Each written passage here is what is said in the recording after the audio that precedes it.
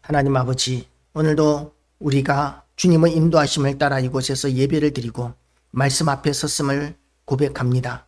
하나님 아버지, 우리는 날마다 말씀이 우리의 생명이 되고 우리의 능력이 되고 우리의 인도자가 된다는 것을 믿고 붙들고 가기를 원하오니 하나님께서 이 시간도 우리에게 은혜 더하여 주셔서 말씀이 우리의 심령과 골수를 찔러 쪼개기까지 하며 또한 이 말씀으로 인하여 우리가 이 악한 세상을 살아갈 수 있는 힘을 얻게 하여 주시옵시고, 우리가 이 말씀으로 인하여 하나님의 능력과 영광을 덧입은 증거들이 나타나서 하나님을 신의 산에서 하나님을 만난 모세가 그 영광으로 내려왔을 때에 백성들이 보고 두려워하였던 것과 같이 예배드린 우리 모든 심령들이 세상 앞에서도 존귀해지게 하시고, 그래서 세상이 두려워하며 함부로 할 수 없는 그런 영광이 있는 교회와 성도들 다 되게 하여 주시옵시고, 교회의 영광과 권세로 인하여 어둠의 영들이 물러가고 악한 것들이 깨끗하게 청소되고, 그리고 아버지의 뜻이 하늘에서 이룬 것처럼 오늘도 이 땅 가운데 이루어지는 역사가 있게 하여 주시옵소서. 우리가 말씀을 붙들고 기도할 때에 하나님께서는 말씀을 근거로 응답하여 주시고 인도하여 주시는 은혜들을 우리가 날마다 누리게 하여 주시옵시고, 또한 우리가 마음의 탐욕과 우리의 육신의 정욕과 안목의 정욕과 이생의 자랑과 또는 우리의 먹을 것과 입을 것과 우리의 모든 필요를 하나님 앞에 기도할 때에 우리의 뜻대로 되지 않는 일들이 있다 할지라도 하나님께서 결코 우리를 버리시는 것이 아니라 모든 상황 가운데서 우리를 지키고 인도하시고 사랑하시는 그 크신 하나님이 항상 오르시다는 믿음을 우리가 결코 놓치지 않게 하여 주시고, 우리가 시련과 시험을 당할지라도 더욱더 강건하여지며 더욱더 성장하고 더욱더 존귀해지는 역사들을 이 시간 말씀을 통하여 우리 가운데 이루어 주시옵시고, 그 일을 통하여 하나님께서 또한 온전한 영광 받아 주시옵소서. 예수 그리스도 이름으로 기도드리옵나이다. 아멘. 할렐루야. 오늘도 하나님의 은혜가 우리 모두에게 가득하시기를 주님의 이름으로 축복합니다. 이제 이번 달은 룻기를 하게 됩니다. 룻기는 사사기의 시대적인 배경 가운데 있었던 에피소드, 하나의 사건이라고 이렇게 이야기할 수 있습니다. 그런데 이렇게 사소한 사건이 아니라 이 룻기의 사건이 굳이 사사기에 이렇게 기록된 이유는 이 룻기의 사건에 나오는 이방 여인, 모압 여인인 이 룻을 통해서 그 후손 가운데 다윗이 태어나게 되고, 그 다윗의 후손으로 이제 예수 그리스도께서 나시는 데까지 이루어지는, 그야말로 예수 그리스도 계보의 가장 중요한 한 항목이 되기 때문에, 그래서 우리는 이 룻기를 중요하게 여겨야만 합니다. 하나님께서는 이스라엘 백성들이 가나안 땅에 들어가게 하셨을 때에 이방 사람들과 통혼하지 못하게 하셨습니다. 이방 여자들을 데리고 오지도 말고, 또한 이방 남자들에게 자기의 딸들을 주지도 말라고 이렇게 말씀하셨습니다. 왜냐하면 결혼이라는 것은 그야말로 그 집안의 신을 받아들이는 것을 의미하기 때문에 그래요. 그래서 만약에 예수 믿는 사람이 다른 믿지 않는 사람들과 결혼한다는 것은 자칫하면 그 믿지 않는 집안의 모든 우상 숭배와 제사까지도 용납하는 그런 잘못된 일이 될 수 있기 때문에 결혼을 하나님께서는 금지하셨습니다. 믿지 않는 자들과 또는 이방인들과 하나님께서 결혼을 금지하셨습니다. 그런데 지금 이 시대는 어떠냐 하면 믿음 안에서 우리는 서로 하나가 되어야 하는 것이죠. 유대교의 특징 가운데 하나가 그것입니다. 유대교는 혈통보다도 더 중요한 것이 믿음입니다. 그래서 유대인으로 입교한 자라고 이렇게 이야기합니다. 그러니까 이방인이라 할지라도 유대교를 받아들이면 한 3대 정도 지나고 나면 유대인으로 인정되고 받아들여지는 것이죠. 그래서 이스라엘 땅에 지금도 가보면 각양각색의 민족들이, 각양각색의 인종들이 유대인으로 그렇게 살고 있습니다. 흑인도 있고 백인도 있고 동양인도 있고, 그렇게 이스라엘 사람들이 다양한 인종이 섞여 있는데 그들을 다 유대인이라고 부르는 이유는 유대교를 믿는 그런 가운데서 하나가 되었었기 때문인 것이죠. 그런데 오늘 본문의 말씀에 나오는 이 룻기도 이방인이었었습니다. 그래서 하나님께서는 이 이스라엘 사람들, 유대인들은 이방인들을 어떻게 생각했느냐 하면 개와 같이 여겼었어요. 아주 천하고 천하게 여겼었고 가까이 하지 말아야 하는 그런 존재로 여겼었습니다. 그렇데도 불구하고 하나님께서는 아브라함을 이스라엘의 복의 근원이 되게 하신 것이 아니에요. 유다의 복의 근원이 되게 하신 것이 아니라 하나님께서는 아브라함을 모든 민족과 모든 나라의 복의 근원이 되게 하셨는데, 그것은 뭐냐면 아브라함을 통한 믿음이 모든 민족들에게 복이 되기 때문에 하나님께서는 아브라함에게 그와 같은 복의 근원이 되게 하시는 은혜를 베풀어 주셨던 것이죠.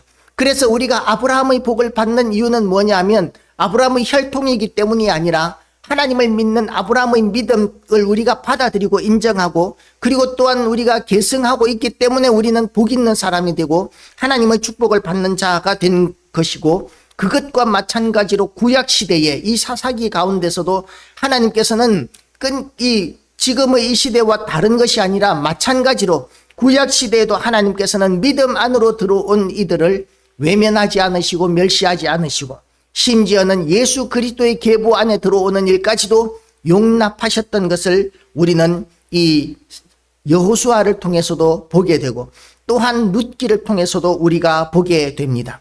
그런데도 불구하고 많은 이방 결혼들에 대해서 하나님께서 책망하신 이유가 뭐냐 하면 믿음으로 하나가 되는 것이 아니라 그들 다른 모든 민족들의 모든 우상까지도 또 다른 민족들의 모든 죄악까지도 다 그대로 가지고 들어와서 더 악해져 가고 있기 때문에 하나님께서는 이방 결혼한 사람들에게 대해서 책망하시고 진노하시고 징벌을 내리셨던 것이 구약의 역사였었습니다.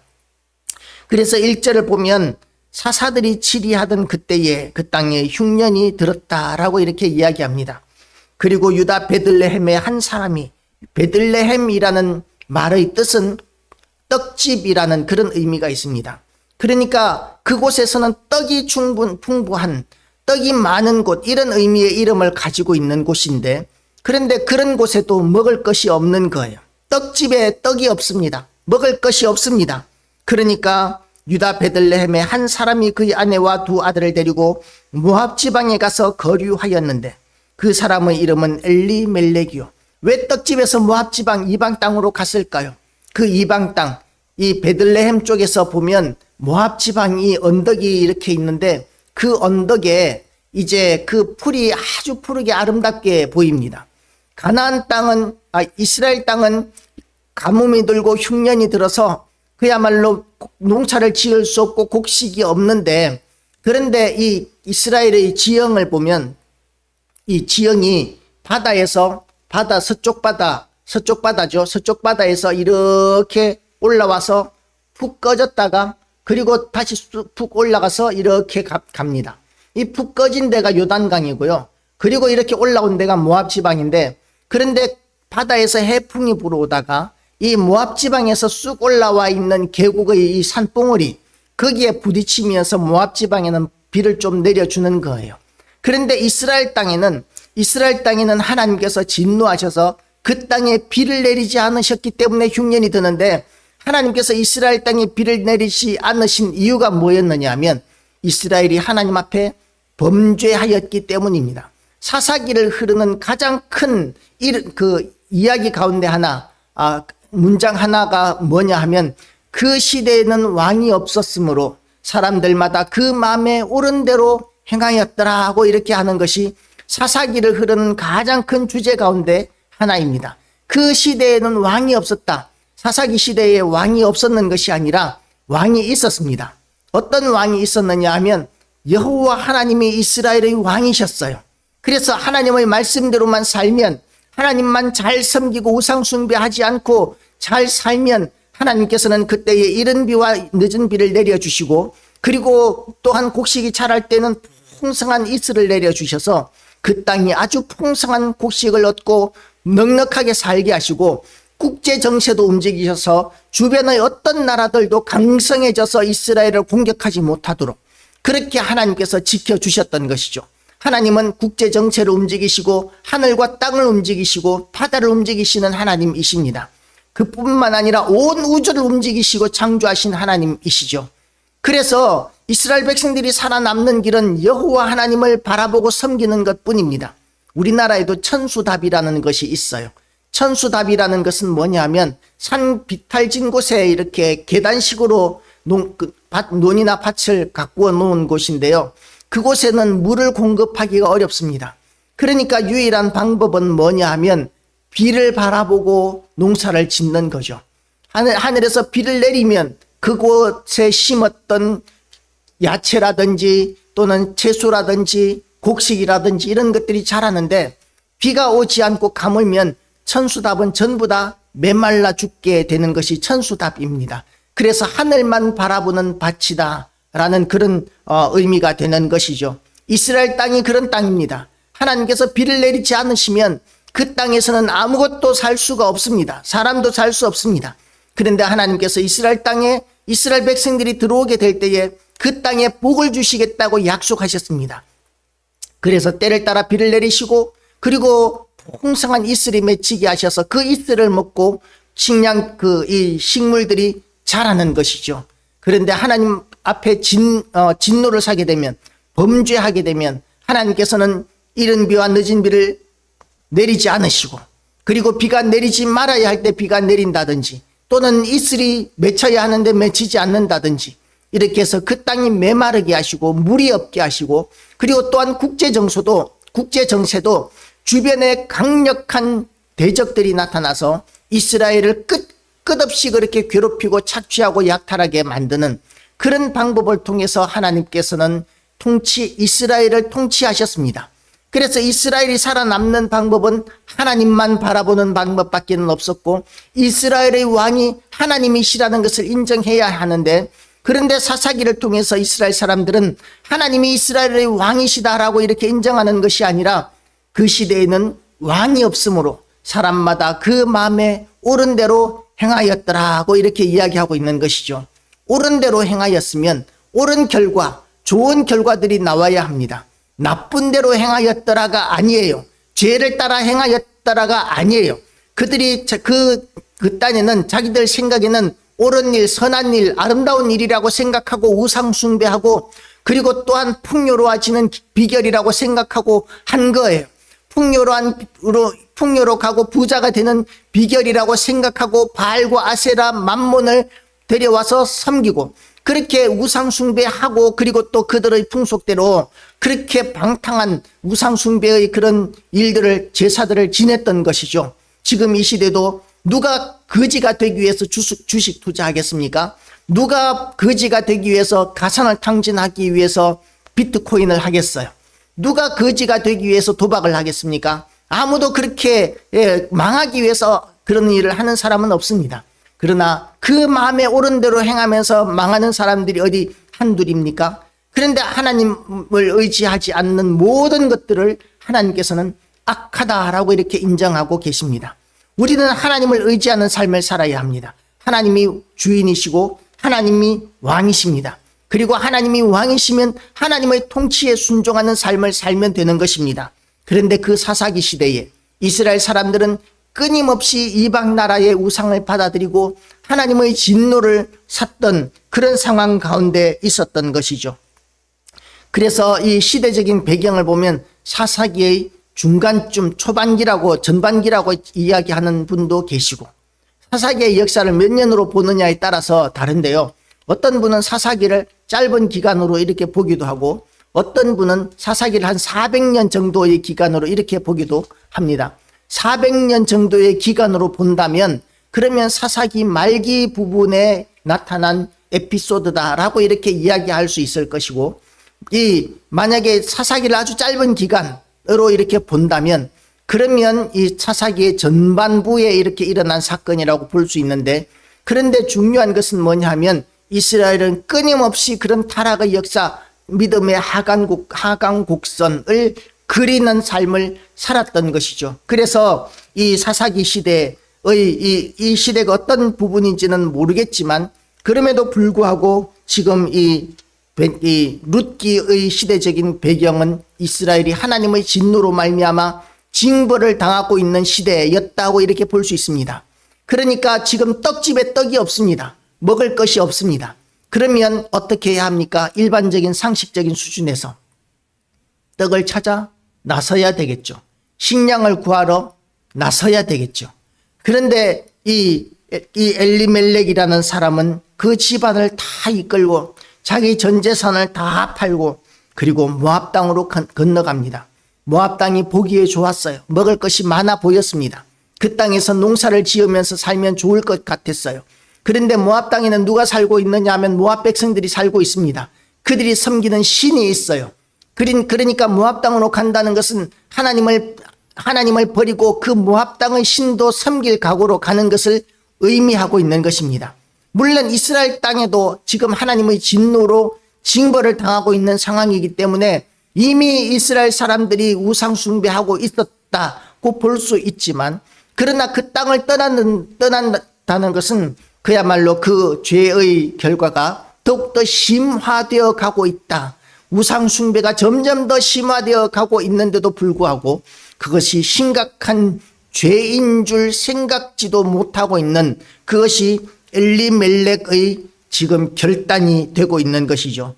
우리는 어려운 상황을 만나면 무엇을 먼저 생각합니까? 하나님의 선하시고 기뻐하시고 온전하신 뜻이 무엇일까? 이런 상황 가운데서 하나님께서 우리에게 원하시는 것이 무엇일까? 그리고 하나님 앞에 기도하고 하나님의 인도하심을 바라야 합니다. 하나님, 저에게 왜 이런 일이 일어납니까? 하나님 앞에 제가 범죄한 것이 무엇입니까?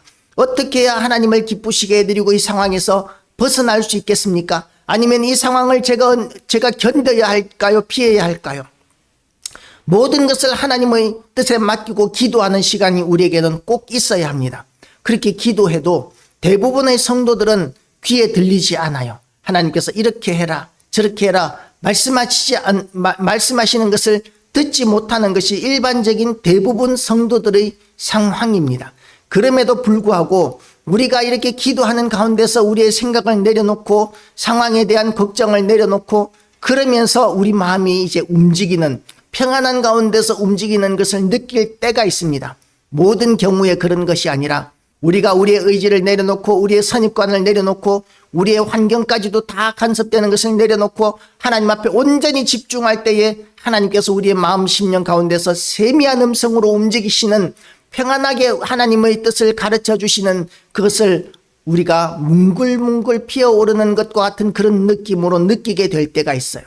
그래서 그럴 때에 우리가 그렇게 인도하는 하나님의 뜻을 분별하고 그리고 그 뜻을 따라서 움직일 때가 있는데 굉장히 조심스럽기는 하죠. 왜냐하면 굉장히 세미한 음성이고 죄악 가운데 살고 있는 우리는 그것이 왜곡되기가 쉽기 때문에 누구도 확신 있게 이것은 하나님의 뜻이야 라고 이야기하는 것은 굉장히 위험하기는 합니다만은, 그럼에도 불구하고 우리가 하나님의 뜻대로 살기를 원하여서 그렇게 간절히 기도하고 인도하심을 붙들기 위해서 사모하고 애쓰는, 찾고 두드리고 구하는 그런 삶을 살 때 우리는 하나님의 인도함을 받는 성도로서 살게 되는 것입니다. 그런데 지금 이 엘리멜렉이라는 사람은 하나님 앞에 그렇게 기도하고 하나님께서 인도하시는 대로 살았다는 것이 아니라 상황에 따라서 그냥 살고 있는 것 같습니다.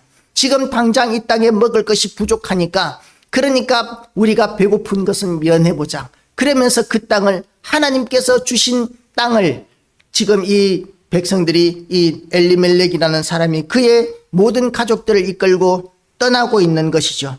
그때 그 아내의 이름은 나오미요, 두 아들의 이름은 말론과 기럐이니. 왜 떠났겠습니까? 살려고 떠났겠죠. 그냥 있으면 죽을지도 모른다, 굶어 죽을지도 모른다 하는 그런 절박한 상황이 되었기 때문에 지금 떠나고 있는 것입니다. 그렇게 말론과 기럐이니 유다 베들레헴 에브라 사람들이더라. 그들이 모압 지방에 들어가서 거기서 살더니 나오미의 남편 엘리멜렉이 죽고 나오미와 그의 두 아들이 남았으며, 그들은 모압 여자 중에서 그들의 아내를 맞이하였는데 하나의 이름은 오르바요 하나의 이름은 루시더라. 거기에 거주한 지 10년쯤에 말론과 기럐 두 사람이 다 죽고 그 여인은 두 아들과 남편의 뒤에 남았더라. 살려고 갔어요. 모압 땅으로 살기 위해서 갔습니다. 그런데 결국은 어떻게 되었느냐 하면 모압 땅에 가서 엘리멜렉도 죽고 두 아들도 다 죽고 지금 여인들만, 남편을 따라야만 했던 여인만 남은 거예요. 나오미만 남은 것입니다. 그리고 그 땅의 모압 여자들과 결혼하는 것을 하나님께서는 금지하셨습니다. 아니, 모압 여자들뿐만 아니라 그 가나안 땅에 있는 모든 이방 민족들, 다른 신들을 섬기는 여자들과 결혼하는 것을 하나님께서는 금하셨습니다. 그런데 금하신 것임에도 불구하고 거기에 대한 두려움 없이 모압 땅에 간 그 두 아들 10년 만에 지금 그 땅의 여자와 결혼하고 그리고 나서 자손도 없이 죽어버렸습니다. 살려고 갔는데 결국은 다 죽어버린 것이죠. 왜 그렇게 남편도 죽고 자식들도 다 죽었는지 원인은 모릅니다. 어떻게 죽었는지, 병으로 죽었는지, 사고로 죽었는지, 전쟁으로 죽었는지, 약탈로 죽었는지, 누구에게 살해당했는지, 범죄로 죽었는지 몰라요. 그런데 길지 않은 인터벌을 두고 아버지도 죽고 자식들도 다 죽어버린 것입니다. 살려고 갖는 땅, 잘 살 수 있을 것 같아서 갖는 그 땅이 죽음의 땅이 되어버린 것입니다. 그 땅에서 이제 텃세도 있었을 것입니다. 지금도 우리나라 시골에 가서 살려고 하면, 그러면 귀농해서 제일 어려운 것이 뭐냐 하면 그 마을에서 뿌리 내리고 살던 사람들의 텃세가 가장 큰 관건이라고 하는 이야기를 듣는데요. 민족도 다른 이스라엘 사람이 지금 모압 땅으로 와서 살면 그 땅에 살고 있던 사람들의 텃세는 말할 필요도 없었을 것입니다. 수시로 약탈이 일어났을 수도 있고, 그래서 어떻게 됐습니까? 다른 것을 다 가지고, 재산을 다 정리하고 가지고 가서 풍요하게 갔는데, 부유하게 갔는데 21절 말씀을 보면 내가 풍족하게 나갔더니 라고 이렇게 이야기합니다. 그러니까 재산을 다 팔면서 풍족하게 나갔는데 지금 남편 죽고 자식 죽고 나서 지금 나오미에게 남은 것이 아무것도 없는 거예요. 풍족하게 나갔는데 먹고 살 것도 없을, 그야말로 아무것도 없이 그렇게 빈손으로 거지가 되어서 돌아왔다라는 것입니다. 하나님의 집에서 떠나는 것, 하나님의 말씀의 떡집, 생명의 떡집, 하나님께서 주신 기업의 떡집, 그곳에서 떠나게 되면 잘 먹고 잘 살 줄 알았는데 그것이 오히려 사망의 길이었고 멸망의 길이었고 망하는 길이었습니다. 그래서 그 집안이 다 망해버린 것과 같아요. 이제 여자들만 남았습니다. 그 시대 그 지역의 문화는 어떠냐 하면 여자들은 아무런 울타리가 없어요. 남자가 있어야 하나의 인격으로 대우를 받고 보호를 받을 수 있습니다. 그런데 아들도 없고 남편도 없으면 그야말로 임자 없는 물건 취급받는 것이 그 시대 여자들의 형편이에요. 그러니까 그 땅에서 도무지 임자 없는 물건 취급받으면서 그렇게 그 땅에서 살 수가 없는 거예요. 누구든지 노예로 잡아가도 아무도 보호해 주지 않습니다. 먼저 집어가는 것이 임자인 상황. 이 지금 나오미와 두 며느리의 그런 형편인 것이죠. 그러니까 이제 그 땅에서 도저히 못 살겠다. 그래서 고향으로 돌아가야 되겠다라고 생각합니다. 고향이 베들레헴이지 않습니까? 그래도 그곳에는 친척들이 있고 이웃들이 있으니까 남편이 없어도 이방 모압 땅에 사는 것보다 나을 것 같아서 이제 그 땅으로 갑니다. 가기로 결단을 합니다. 나오미가. 그러면서 자기는 그렇게 베들레헴으로 돌아가야 하는데, 그런데 이 며느리들은 모압 사람들이잖아요. 그러니까 가나안 땅에, 이스라엘 땅에 돌아가게 되면, 베들레헴으로 돌아가게 되면 이방 여인들에 대한 텃세, 이것이 이 베들레헴 사람들에 의해서 텃세가 가해질 수 있는 거예요.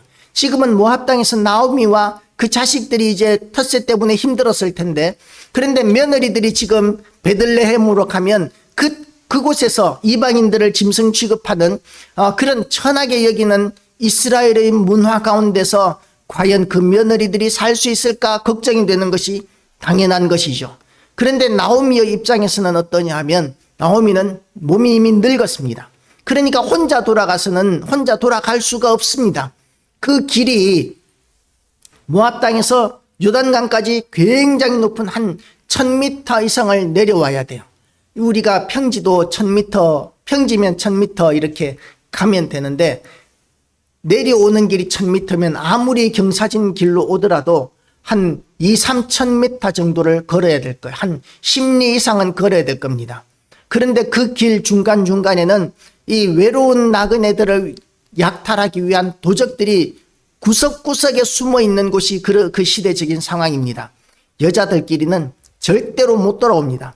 이 모압 땅에 갈 때는 두 아들이 있었고 남편이 있었기 때문에 살림도 챙겨가고 재산도 챙겨갈 수 있었지만, 돌아올 때 여자들은 자기 몸도 이렇게 간수하기가 어려운데 무거운 짐을 들고 그 깊은 그 계곡을 내려올 수도 없고, 그리고 그 높은 계곡을 또다시 올라가는 것도 어려운 일인 거죠. 그러니까 가벼운 그런 겨우 식량 정도, 길 식량 뭐 그 정도 챙겨 올 수 있었겠죠.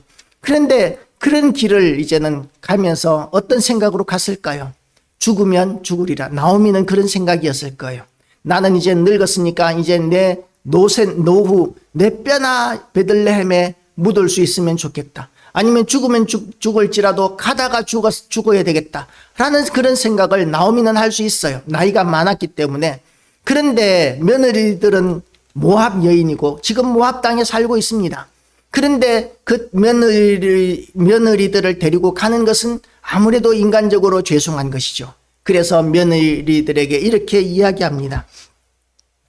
나오미가 두 며느리에게 이르되, 8절 말씀입니다. 너희는 각기 너희 어머니의 집으로 돌아가라. 너희가 죽은 자들과 나를 선대한 것 같이 여호와께서 너희를 선대하시기를 원하며 여호와께서 너희에게 허락하사 각기 남편의 집에서 위로를 받게 하시기를 원하노라 하고 그들에게 입맞춤해 라고 이렇게 이야기합니다. 자기 노후를 생각하면 데리고 가서 자기를 부양하게 해야 할 것 같은데 그렇게 하지 않아요. 돌아가라고 이렇게 이야기합니다. 이것은 무슨 말이냐 하면 나오미가 모압 여인이었던 이 며느리들을 진심으로 사랑하고 돌봤다는 것을 의미합니다. 그리고 지금도 진심으로 사랑하기 때문에 자기의 어떤 형편보다도 며느리의 형편을 먼저 보살피고 있는 것이죠. 그런 사랑으로 며느리를 대했다는 증거가 또 나옵니다. 나오미가 이르되, 9절 마지막 부분을 보면 그들에게 입맞춤에 그들이 소리를 높여 울며, 그들이 소리를 높여 울며.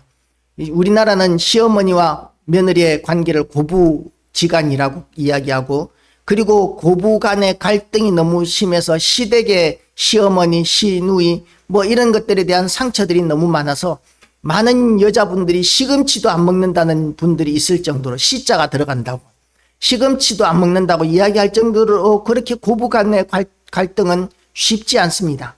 그런데 이 고부 간의 이 사랑의 관계였던 것 같습니다. 그러니까 며느리들이 헤어지는 것이 너무나 서운해서 그렇게 소리를 높여 울고 있습니다. 그러니까 나오미에게 이르되, 아니니이다. 우리는 어머니와 함께 어머니의 백성에게로 돌아가겠나이다 하는지라. 나오미에게, 그 시어머니에게, 우리는 어머니 따라가겠습니다. 우리는 어머니와 함께 죽고 살고 하겠습니다 라고 이렇게 이야기하고 있는 것이죠. 모압 땅에 그렇게 그냥 남아있으면 며느리들은 아직 나이가 젊고 어리기 때문에 제가 하면 됩니다. 새로 결혼하면 됩니다.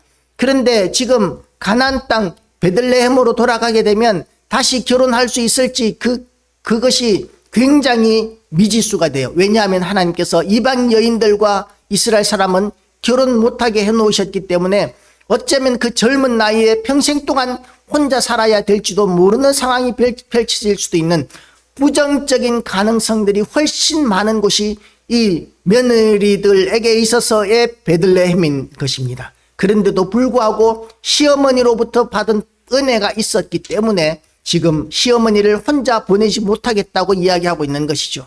우리가 이런 관계들을 만들어 가시기를 주님의 이름으로 축복합니다. 사람들이 우리에게 어떤 것을 해주기보다도 먼저 우리가 사랑하고 섬기고 희생하고 헌신하는 이것이 있어야, 그래야 우리가 좋은 인간관계를 만들 수 있고 좋은 교회를 세울 수 있고 또한 좋은 성도들의 교제가 이루어질 수 있습니다. 우리가 그런 교제를, 그런 관계들을 나오미를 통해서 배우게 되시기를 축복합니다. 그렇지만 이 나오미는 며느리들에게 다시 이렇게 이야기합니다. 나오미가 이르되, 내 딸들아 돌아가라. 너희가 어찌 나와 함께 가려느냐? 내 태중에 너희의 남편들 아들들이 아직 있느냐? 내 딸들아 되돌아가라. 나는 늙었으니 남편을 두지 못할지라. 가령 내가 소망이 있다고 말한다든지 오늘 밤에 남편을 두어 아들들을 낳는다 하더라도 너희가 어찌 그들이 자라기를 기다리겠으며, 이것은 무슨 말이냐 하면 이제 계대 결혼이라는 것이 있어요. 계대 결혼. 그 시대에는 여자가 남편이 죽으면 아무것도 할 수 있는 것이 없습니다. 어디 일하러 다닐 수도 없고 돈을 벌 수도 없고 생활할 수도 없습니다. 여자 혼자 남아서 할 수 있는 것이 아무것도 없는 시대였는데, 그런데 이제 남편이나 아들이 있으면 그 남편이나 아들 때문에 사회적으로 보호를 받는 거예요. 그러면 어떻게 해서든지 이웃들의 도움을 받거나 그렇게 하면서 살 수는 있습니다. 남자가 있으면 어떤 형태로든지 간에. 그런데 남자가 없어요. 그러니까 나오미가 지금 이야기하고 있는 것이, 내가 너희에게 소망이 있으려면 내가 다시 아들을 낳아야 되겠는데 나는 이미 늙었고, 그리고 다시 남편을 언제 구해서 언제 아들을 낳겠느냐, 그렇게 이야기를 하는 것이죠. 그리고 아들을 낳는다 할지라도 아들을 낳는다는 보장도 없지만, 늙었기 때문에 아들을 낳는다는 보장도 없지만 그 낳는다 할지라도 그 아이들이 결혼할 만큼 자라기까지 너희들이 과연 늙어가면서 그것을 기다리는 것이 말이 되겠느냐 라고 이렇게 이야기를 하고 있는 것이죠. 그런데도 불구하고 그들이 소리를 높여 다시 울고 있습니다. 그런 것 상관없이 이 나오미와 며느리와의 관계가 사랑의 관계였던 것입니다. 그리고 오르바는 이 손 위 동서였는지 아래였는지는 잘 모르겠어요.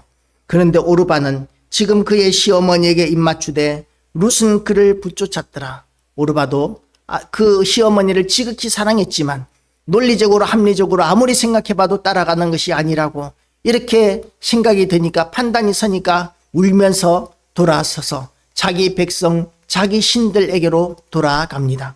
그런데 나오미는 어떻습니까? 나오미가 또 이르되 보라, 내 동서는 그의 백성과 그의 신들에게로 돌아가나니 너도 너의 동서를 따라 돌아가라 하니, 룻이 이르되 내게 어머니를 떠나 내 어머니를 따르지 말고 돌아가라 강권하지 마옵소서. 어머니께서 가시는 곳에 나도 가고 어머니께서 머무시는 곳에서 나도 머물겠나이다.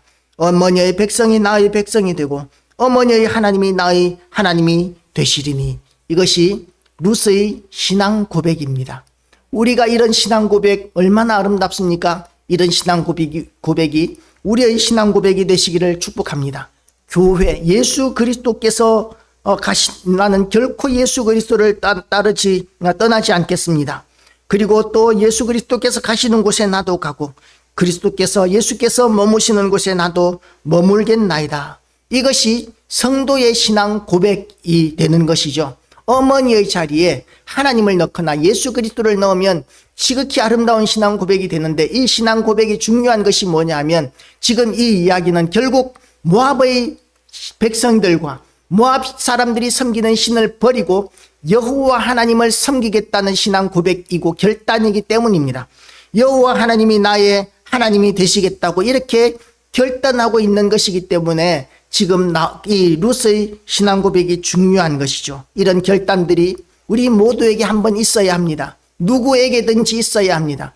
나는 하나님만 섬기겠습니다. 어떤 우상 숭배도 나는 불교로도 가지 않을 것이고 나는 가톨릭으로도 가지 않을 것이고 나는 절대적으로 여호와 하나님만 섬기겠고 예수 그리스도와 함께 살겠습니다. 이것이 우리의 신앙 고백이어야 합니다. 그런데 그런 신앙 고백을 하고 있는 룻의 상황이 어때요? 나이는 젊었는데 남편이 죽어버렸습니다. 소망이 없습니다. 그런데도 불구하고 자기도 절망적인 상황 가운데 있으면서 그 같은 어려움에 처해 있는 시어머니를 위해서 함께 해주는 것이죠. 함께 있어 주는 것, 이것이 중요합니다. 우리가 그런 책이 있습니다. 아픈 만큼 성숙한다 라는 이런 말이 있습니다. 또한 상처 입은 치유자라는 그런 책도 있습니다. 우리가 상처가 많을수록 서로 공감하게 되는 것이죠. 만약에 정말 잘난 사람이, 만약에 대통령이 정말 가난한 집에 가서 열심히 일하면 형편이 나아질 수 있어요. 열심히 일하시고 절망하지 마시고 좌절하지 마십시오. 이렇게 이야기하면 지는 대통령이고 지는 재산이 많으니까 그럴 수 있겠지 라고 이렇게 우리가 이렇게 상황이 다르다고 그렇게 생각해 버릴 수 있습니다. 그런데 똑같이, 아니 나보다도 더 어려운 형편 가운데 있던 사람이 나에게 위로의 말을 전한다면 내가 그렇게 아파 보니까요, 이렇게 절망하니까 안 되더라고요. 절망하면 안 되겠더라고요. 내가 그렇게 아파 보니까 죽을 때 죽더라도 내가 또 망해 보니까 그 상황 가운데서 절망해 버리니까 안 되겠더라고요. 내가 이렇게 하니까 그나마 이렇게 살아남았습니다. 그래도 이렇게 하니까 소망이 있습니다. 그래도 이렇게 해보니까 되는 일이 있습니다. 이렇게 이야기하는 것이 지금 절망 가운데 있는 사람들에게 가장 큰 위로가 되고 힘이 되는 것이죠. 당해본 사람이니까, 해본 사람이니까. 그래서 우리가 어려움을 겪게 되고 고통을 겪게 될 때 우리는 생각해야 합니다. 나의 이 어려움도 하나님께서 나를 성숙하게 하시기 위한 교육 과정이고 훈련 과정이다. 이렇게 받아들이는 것이죠. 그리고 나는 이 시련과 고난 가운데서 하나님을 원망하고 불평하는 것이 아니라 이런 어려움과 시련 당하는 자들에게 대하여 내가 어떻게 해서든지 돕는 일을 내가 감당하리라. 그런 각오를 하는 것이 너무나 아름답습니다.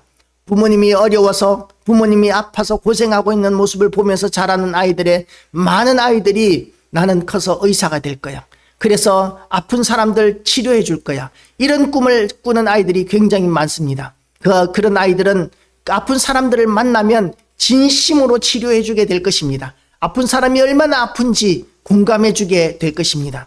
그렇게 우리가 아픈 것을 원망하고 불평하면서 왜 하필 나만 이렇게 아프게 합니까? 어떻게 이렇게 힘들게 하십니까? 라고 이렇게 원망하고 불평하는 것이 아니라 어렵고 힘든 일을 만날수록 또한 이 일 가운데서 나와 같은 일을 만나는 자들에게 대하여 하나님께서 나를 어떻게 사용하실지에 대한 꿈을 꾸고 소망을 가지고 하나님 앞에 우리가 한 발 더 나아가는 기회로 삼고, 그래서 우리가 오늘 이 믿음의 여인들처럼 신실함을 유지하고 또한 하나님 앞에 날마다 자라가는, 예수 그리스도를 알아가는 지식에서 자라가고 하나님의 선하신 뜻 안에서 자라가는 교회와 성도들 다 되시기를 주님의 이름으로 축복합니다. 기도하시겠습니다. 하나님 아버지, 오늘도 우리에게 은혜의 말씀을 허락하여 주심을 감사드립니다. 하나님, 참으로 이 시대가 만만치 않은 시대입니다. 복음을 전해도 사람들은 더 강팍해져서 복음을 받아들이지도 않고, 또한 하나님 앞에 돌아오는 사람도 너무나 보기 드문 시대가 되어버렸고, 약한 교회가 점점 더 약해지고 문을 닫는 일들이 너무나 많아지는 가운데 있습니다. 하나님 아버지, 교회를 잃어버린 목회자들이 얼마나 많은지 모릅니다. 하나님, 신앙을 잃어버린 성도들이 얼마나 많은지 모릅니다. 하나님 아버지, 그런 가운데서 하나님 아버지, 그런 같은 어려움을 겪는 이들 간에 서로 간에 위로가 되게 하여 주시고, 다시 한 번 더 우리가 부흥을 꿈꾸며 사명을 감당하는 일들을 우리가 다시 이루어 나아가게 하여 주시옵소서. 하나님께 온전한 영광 돌려드리오며 예수 그리스도 이름으로 기도드리옵나이다. 아멘. 찬송가